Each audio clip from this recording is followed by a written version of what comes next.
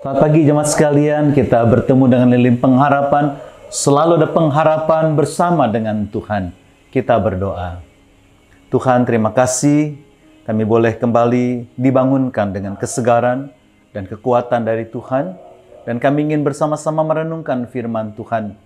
Sehingga firman ini boleh menjadi kekuatan buat kami dalam langkah di sepanjang hari yang Tuhan percayakan pada hari ini. Tuhan berfirman pada kami sedia mendengarkan firman-Mu. Hanya dalam nama Tuhan Yesus, kami berdoa. Amin. Hari ini Injil Lukas pasal 22, ayat 39 sampai 46. Saya akan bacakan bagi Bapak Ibu sekalian dan saudara-saudara sekalian. Lalu pergilah Yesus keluar kota dan sebagaimana biasa ia menuju Bukit Zaitun. Murid-muridnya juga mengikuti dia. Setelah tiba di tempat itu, ia berkata kepada mereka, "Berdoalah supaya kamu jangan jatuh ke dalam pencobaan." Kemudian ia menjauhkan diri dari mereka kira-kira sepelempar batu jaraknya. Lalu ia berlutut dan berdoa, katanya, "Ya Bapakku, jikalau engkau mau, ambillah cawan ini daripadaku. Tetapi bukanlah kehendakku, melainkan kehendak-Mu lah yang terjadi." Maka seorang malaikat dari langit menampakkan diri kepadanya untuk memberi kekuatan kepadanya. Ia sangat ketakutan dan makin bersungguh-sungguh berdoa. Peluknya menjadi seperti titik-titik darah yang bertetesan ke tanah. Lalu ia bangkit dari doanya dan kembali kepada murid-muridnya, tetapi ia mendapati mereka sedang tidur karena duka cita. Katanya kepada mereka, "Mengapa kamu tidur? Bangunlah dan berdoalah, supaya kamu jangan jatuh ke dalam pencobaan." Saudara-saudara, kita tahu soal ketakutan.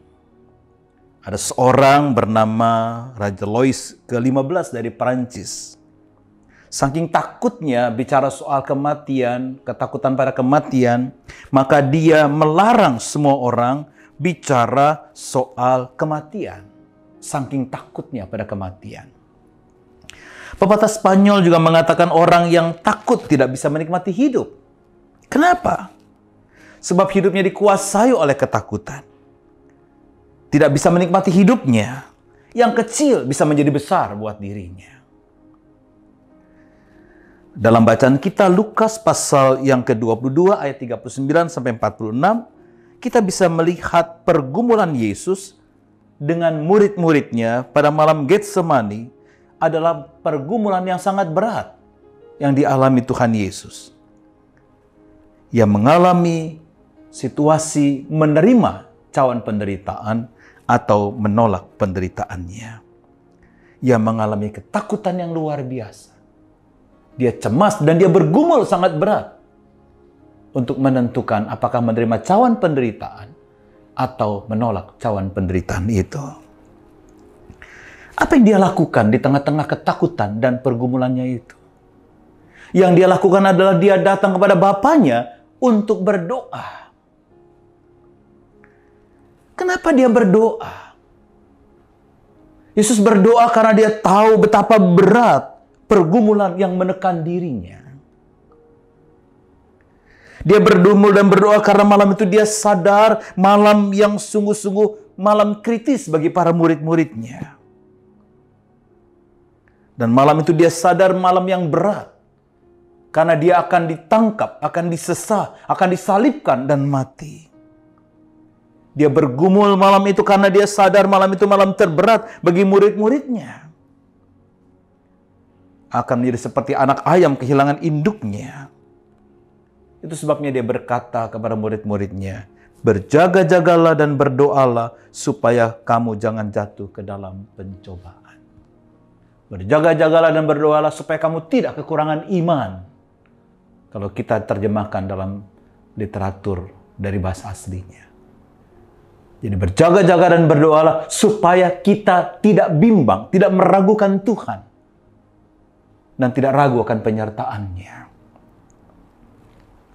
Apa yang terjadi setelah Yesus berdoa? Setelah Yesus berdoa, maka datanglah malaikat Tuhan memberikan kekuatan kepadanya untuk menghadapi segala kekhawatiran, kecemasan, ketakutan, dan pergumulan yang berat itu. Karena doa, Yesus mendapatkan kekuatan yang luar biasa Sehingga dia sanggup menerima olokan-olokan dari para tentara dan orang-orang. Karena doa, Yesus siap menerima tamparan, hinaan, bahkan sesah, salib, bahkan sampai pada kematian. Karena doa, pedang dan tombak tidak menggetarkan dirinya. Karena doa, anggur asam yang sangat pahit diminumnya. Dan dia mengulurkan tangannya untuk disalibkan. Karena doa, dia siap menghadapi apapun yang sangat membuat dia menderita. Tapi doa menjadi kekuatan menghadapi semuanya dan dia mengalami kemenangan. Apa yang dilakukan oleh murid-muridnya? Murid-muridnya tertidur. Harusnya mereka berdoa. Seharusnya ketika mereka menghadapi tantangan yang berat, mereka berdoa. Bukannya berdoa, tapi mereka tertidur. Anda tahu, malam itu Petrus bukannya berdoa, tapi tidur sambil memeluki pedang. Anda tahu kenapa dia memeluki pedang? Karena setelah ditangkap, Petrus mengeluarkan pedangnya. Dan kita tahu ada salah seorang dari mereka, kupingnya, telinganya terpotong. Petrus berpikir, dia nggak butuh doa. Yang dia butuhkan adalah pedang mengalahkan semuanya itu. Mengalahkan ketakutan, pergumulan adalah dengan pedang, dia pikir. Pedang bisa saja itu buat kita adalah materi kita, atau manusia lain, kekuatan kita, kepandaian kita, keahlian kita. Apa akibat mereka tidak berdoa? Mereka lari tunggang langgang. Mereka mengingkari Tuhan Yesus Kristus. Itulah akibat tidak berdoa. Menyangkal Kristus dan lari dari apa yang terjadi pada waktu itu. Saudara-saudara, doa melibatkan Tuhan berjuang bersama dengan kita. Doa adalah kekuatan buat kita menghadapi segala kekhawatiran, kecemasan, dan ketakutan. Mari pagi ini kita berdoa kepada Tuhan. Kita punya disiplin dalam doa. Doa orang benar besar kuasanya. Kalau Anda berdoa, Anda berjuang bersama dengan kuasa Tuhan. Kalau Anda tidak berdoa, kita berjuang dengan diri kita sendiri. Kekuatan kita sendiri. Siapa kita? Kita adalah debu tanah yang tak berarti. Kita berarti karena diberi napas hidup. Tapi kita butuh Tuhan dalam doa kita kepada Tuhan. Jangan pernah tidak berdoa. Mari kita berdoa. Tuhan, terima kasih. Hari-hari ini kami menghadapi tantangan, pergumulan, bahkan kekhawatiran, ketakutan. Biar Tuhan kami berlutut di hadapan Tuhan. Kami berdoa kepadamu.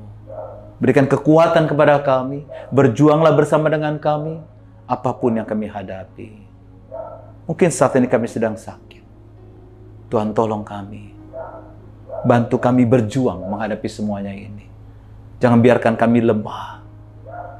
Mungkin pekerjaan kami sedang mengalami masalah. Usaha kami mengalami masalah. Ajar kami mengandalkan Tuhan. Berikan hikmat pada kami untuk melanjutkan karir dan kerja kami dengan pimpinan Tuhan. Tuhan, kami akan melangkah di hari ini. Tolong Tuhan jaga kami dan lindungi kami. Kami akan selalu punya disiplin dalam doa. Hanya dalam nama Tuhan Yesus kami berdoa. Amin.